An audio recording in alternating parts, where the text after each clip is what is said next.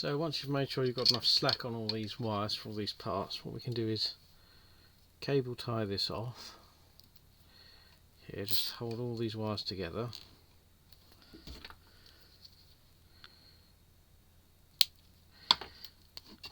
And now we've got them all, we can trim them all. I should give them a good bit of length because we're hopefully going to be able to tuck all this away. We can trim them all off. Here, so we've got all our ends there then to work with, and they don't want to be too long because otherwise you'll never get them in. So next you can feed this piece over the top, and that's the mount also for the throttle stop. Now at this point hopefully these slide through because I gave them more slack. There we go, not too bad. The holes need a little clearing out, so I'll just do that. But then we want to fit the, just sort them out.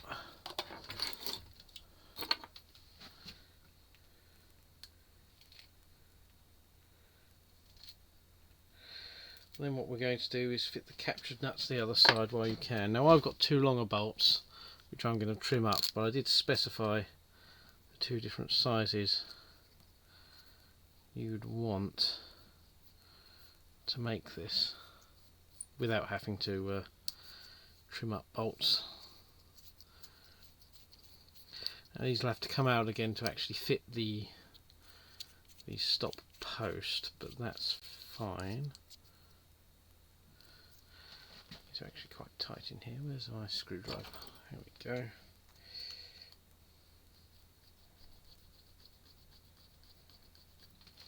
So then we can feed our wires through. Now this is the point, we have to feed these through, all through here first.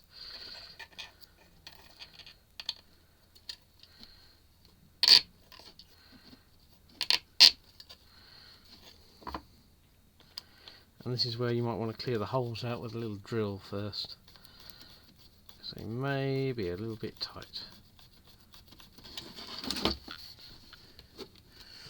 And then you'll see there's hexagons in the back here which should fit 2.5mm nut, but it does help if you've got a screw to pull it in. So we'll try that again. All these little screws are a bit fiddly. There we go. Come on.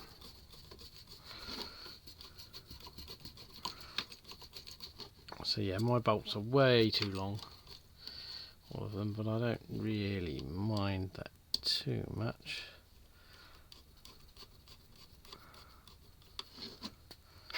A spanner that fits this. There we are. That might be too big, that spanner.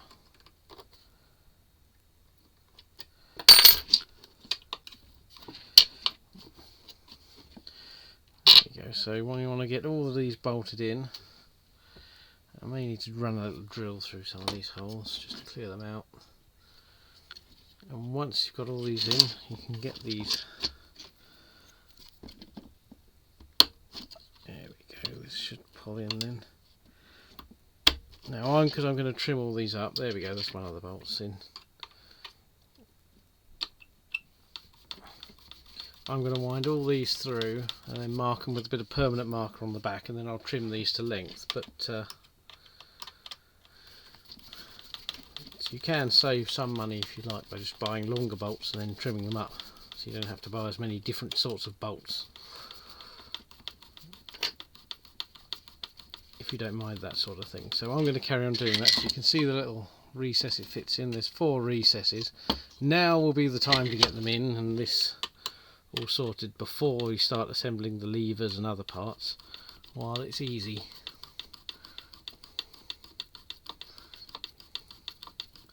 So I'll get that one in, and I'm now just going to fit all 4 of these. We'll trim up these bolts and we'll come back, and then we're going to have to start soldering these wires into the plug. So these are the rather nice plugs specified. These are labelled as aviation plugs. I'm sure real aviation plugs are a lot more fancy than these, but they're not bad. So quite simple. These unscrew that, unplugs from there. Later we'll have to deal with the fun of soldering all the pins in there to a cable to go back to the control board, but we don't need that bit for now. Right now we need this part. So this is the socket. Don't need the nut off this. This will screw directly into this. After I've bolted this in for now, but you'll actually need to unbolt it, and then once you've soldered this on all the wires, turn this around this. And I've made this longer so you've got more room to then fold the wires back in inside here, because it was a bit short on my original version. So I wonder if we can get this to see this. Focus on it. Come on. There we go. Now, I don't know whether you'll be able to see on here or not. There you go. You can just see. They're all numbered. 1, 2, 3, all the way up to 10. You've got 10 pins. And we'll be using 9 of them.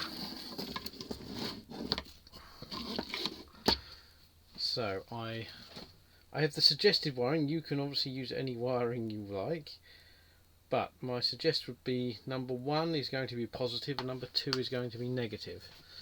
So this is where your decision on colouring comes in.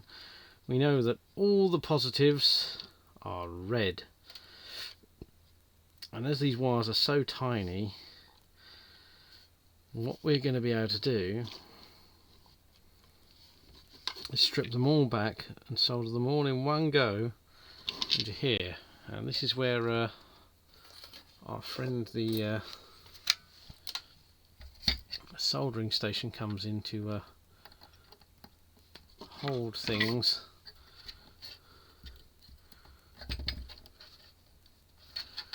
while we do stuff. Right, so slide down.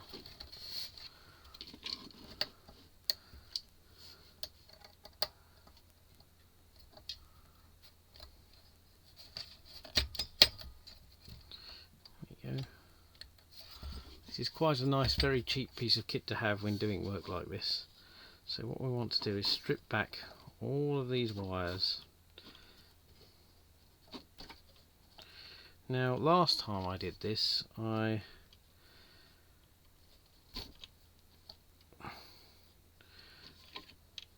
one, two, three, four, 5. There should be 5 because each Hall effect has a positive. Where the switches go to ground, so they don't. So you have 5 positives.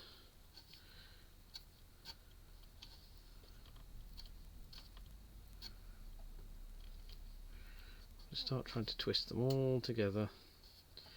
You might be better off stripping off more than I have, then trimming it back. And this is why you need to leave enough sticking out, because you've got to do all of these after threading it all through here. You can get the throttle stop over the top of the switch once you've done it. They all need to be wound together into one. Because the wire is so fine, you can actually get away with this in wiring up to a tiny switch like this. If it was thicker, you'd have to join them all somewhere else and then have one cable coming to the actual switch. So my suggested wiring, which I do need to publish, let's bring it up on my phone.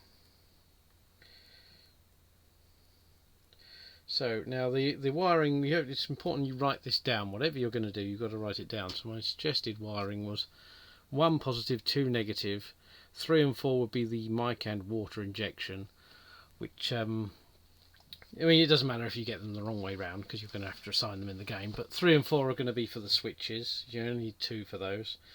Then 5, 6, 7, so 5 would be the twist axis for the throttle, 6M 7P, 8T and 9B, which are the various letters on the bits, and T for throttle.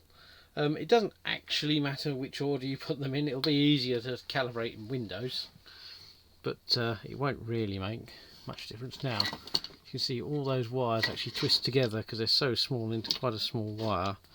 You need to then trim that off shorter. Now here I haven't decided whether I try to get a tiny bit of shrink sleeving over this and then slide it over it or not. We'll line that up on one. Oh, I just need to shine a light on that at the right angle so I can see if it's one. This is where, if you're beginning to think you might need to get glasses, you should have probably gone to Specsavers. Now, my soldering iron should be nice and hot. Yes. And you should be able to just solder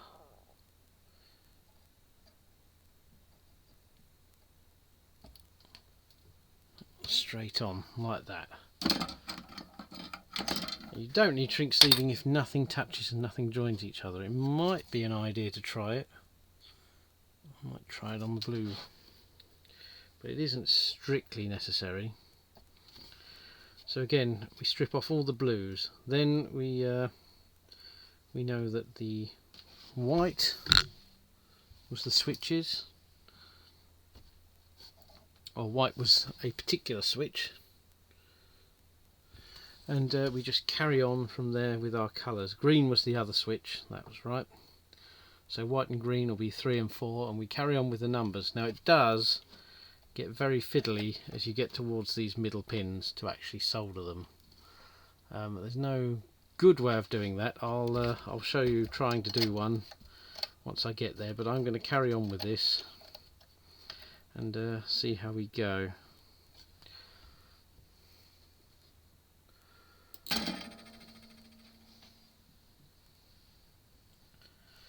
So this is attempting to solder one of the trickier middle ones. To be honest, I think I should probably work from the bottom up, doing the last one first. I should have learned that from last time. Just try and get the tip of the soldering iron in without touching anything else. It's very tricky. A little solder on it. There we go. It is a fiddly job, but if you are patient and careful, then it should come out fine.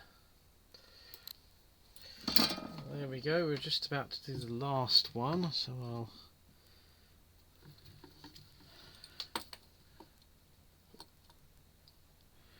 just heat that pin up.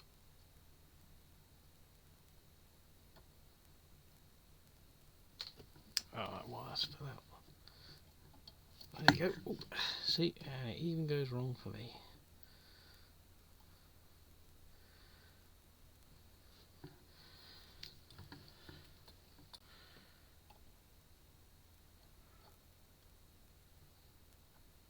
There we go. Mounted that in. We'll trim that little lump off. Okay, so once you've got all your wires soldered in,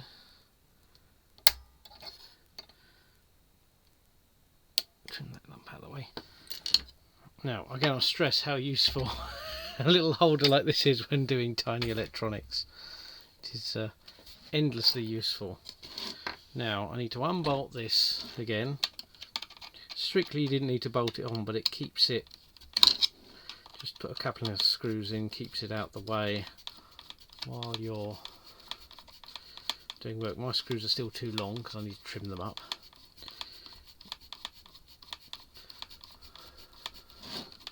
So it'll take a little while to undo. I got slot head screws because that's what you would have had. You would have seen on the on an original. They would have been just flat head screws like this. So I got them. You could make it a little easier for yourself and get like a posi drive or cross head if you wanted. But there's still got to be a cheese head screw, regardless, because they need a flat top. So I'll unwind that.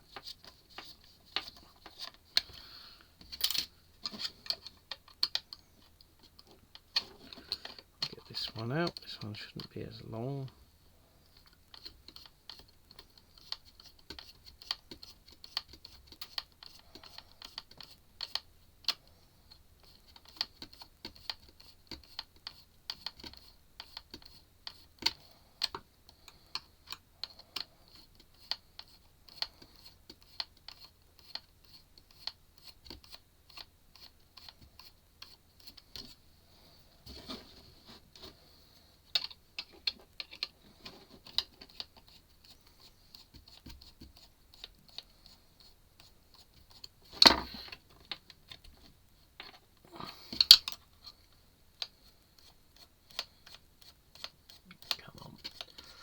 Yep, that's a bit tedious, this bit.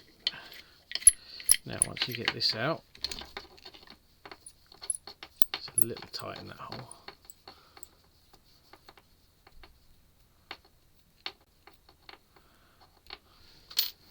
Now what you can do is, once you've got this over the wires, you can then, you don't want to twist the wires up, so you can, once you get this started, you may want to have test fitted this first.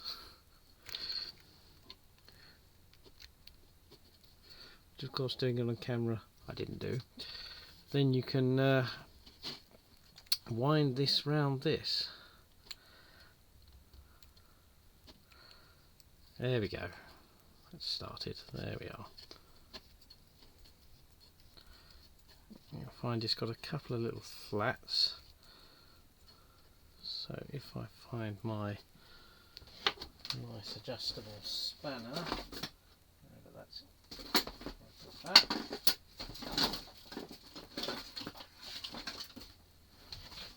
I'll use that for something. There we are. Try not to knock the camera. Get my nice adjustable spanner. So, oh, I thought this did have a couple of flats. Okay, so that doesn't have a couple of flats. Oh yes, it does. There we go. They're on there. I knew it had some. You can just turn this around that until it just nips up. There we go. Now, what we can do then, simply turn this around, secure all your bits. Your bolts can go back in.